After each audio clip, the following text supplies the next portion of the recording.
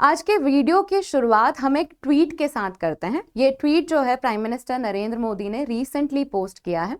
इसमें वो तुलसी भाई को रेफर करते हुए बोल रहे हैं कि एक हेल्दी प्लैनेट जो है वो एक बेटर प्लैनेट या बेहतर प्लैनेट होता है और इंडिया हेल्थ सेक्टर को लेके काफ़ी सीरियस है और हमने बहुत सारे कदम भी उठाए हैं हमारे यहाँ पे हेल्थ इंप्रूव करने के लिए। साथ में हमारा फोकस जो है वो हेल्थ में टेक्नोलॉजी का इस्तेमाल और बेहतर कैसे कर सकते हैं उस पर है। अब सवाल ये उठता है कि ये तुलसी भाई हैं कौन और प्राइम मिनिस्टर जो है वो इन्हें हेल्थ सेक्टर को लेके अपडेट्स क्यों दे रहे हैं। अब तुलसी भाई जो हैं उनके साथ एक फोटो भी सामने आया है। ये G20 लीडर समिट जो ब्राजील में हुई 18 और 19 नवंबर को, उसके दौरान जो फोटो आया है ये वो है। इसमें प्राइम मिनिस्टर मोदी जो है तुलसी भाई के साथ खड़े हुए हैं। तुलसी भाई जो है वो कौन है इस पे आ जाते हैं हम। एक्चुअली तुलसी भाई जो हैं वो टेड्रोस एधनोम हैं जो WHO यानी कि वर्ल्ड हेल्थ ऑर्गेनाइजेशन के चीफ हैं। दरअसल G20 लीडर्स समिट में WHO अपना पहला इन्वेस्टमेंट राउंड कर रहा था। इन्वेस्टमेंट राउंड का क्या मतलब है वो मैं आपको इस वीडियो में समझाऊंगी। साथ ही हम ये भी समझेंगे कि WHO किस तरह से खुद की फंडिंग लेकर आता है। हेलो एवरीवन, मेरा नाम मोनिका है और करंट अफेयर्स डिकोडेड में आपका स्वागत है। पहले तुलसी भाई जो है उनका नाम इस तरह से पड़ा कि टेड्रोस एधनोम जो हैं वो WHO के चीफ हैं और जो इंडिया भी विजिट कर चुके हैं। प्राइम मिनिस्टर नरेंद्र मोदी उन्हें एज अ निक नेम जो है तुलसी भाई बुलाते हैं और इसी के साथ ही ये नेम जो है वो काफ़ी पॉपुलर भी है। अब WHO का जो इन्वेस्टमेंट राउंड है उसके बारे में समझ लेते हैं। पहला इन्वेस्टमेंट राउंड है WHO का जो उन्होंने G20 लीडर समिट में किया है।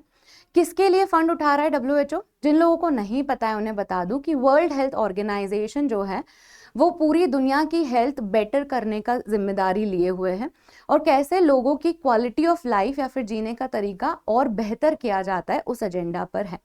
इसमें वैक्सीनेशन, हॉस्पिटल्स खोलना, हॉस्पिटल्स की हालत सुधारना, ये सारे एजेंडाज इन्वॉल्व होते हैं। तो WHO जो है उसने अगले 4 साल के लिए भी एक स्ट्रैटेजी बना रखी है और ये 4 साल कब से कब तक है? 2025 से 2028 तक की जो स्ट्रैटेजी है कि WHO किस पे काम करने वाला है वो बन चुकी है। अब इस स्ट्रैटेजी को इम्प्लीमेंट करने में या इनको बेहतर तरीके से और लागू करने में उसको फंड चाहिए। तो WHO को कितना फंड चाहिए? $7.1 बिलियन का फंड चाहिए, जिसमें से 53% फंड WHO के पास ऑलरेडी है। 53% मतलब $3.8 बिलियन के आसपास का फंड WHO के पास ऑलरेडी है और बचा हुआ फंड जो है वो कहाँ से आएगा? तो WHO जो है वो बहुत सारे इन्वेस्टमेंट राउंड्स करने वाला है। WHO बहुत सारे तरीकों से अपने फंड रेज करेगा ताकि ये जो स्ट्रैटेजी है जो 4 साल के लिए बनाई है वो बेहतर तरीके से इम्प्लीमेंट हो पाए। अब इस स्ट्रैटेजी से होने क्या वाला है? इस स्ट्रैटेजी से WHO जो है वो करीबन 40 मिलियन लाइफ्स बचा सकता है। 40 मिलियन लाइफ्स बचा सकता है अगर ये स्ट्रैटेजी इफेक्टिवली इम्प्लीमेंट हो जाती है तो। और ये जो स्ट्रैटेजी बनाई है उसे क्या बोलते हैं? General program of work. General program of work जो है उसमें 40 मिलियन लाइफ सेव करने का एजेंडा या टारगेट जो है WHO का है और उसके लिए वो फंड रेज कर रहे हैं और उसी के लिए ही WHO ने इन्वेस्टमेंट राउंड कंडक्ट किया जिसमें उनकी फंडिंग जो है वो और सस्टेनेबल हो जाए और WHO अपना काम बेहतर तरीके से कर पाए। सस्टेनेबल फंडिंग का मतलब है कि WHO, जब हम पढ़ेंगे कि WHO अभी तक कैसे फंड करता आ रहा है खुद को, तो उसमें आपको पता चलेगा कि WHO बहुत ज़्यादा डोनर्स पे डिपेंडेंट है जो कभी तो डोनेट कर जाएंगे पर कभी कभी हो सकता है कि वो डोनेशन आए ही ना। तो इसीलिए थोड़ी सी प्रिडिक्टेबिलिटी लाने के लिए WHO की पूरी फंडिंग सिस्टम में इस तरह का मेजर लिया गया है। आगे बढ़ते हैं हम कि 40 मिलियन लाइव्स जो है वो WHO कैसे सेव कर सकता है। तो देखिए यहाँ पे ये कुछ सेक्टर्स हैं जिसमें WHO ने बता रखा है कि वो काम करेंगे और उसके कारण लाइव्स जो हैं वो बचेंगी। तो एक एक करके देखते हैं हम। सबसे पहले तो इन्फेक्शियस डिसीजेस पे काम करेगा ताकि 5 मिलियन लाइव्स बच जाए। इन्फेक्शियस डिसीजेस मतलब जो एक दूसरे से फैलती हैं। नॉन कम्युनिकेबल डिसीजेस जैसे कैंसर हो गया। नॉन कम्युनिकेबल डिसीजेस जो हैं लाइफस्टाइल डिसीजेस भी होती हैं तो उस पर भी काम करेगा। वैक्सीनेशन का रेट इंप्रूव करेगा।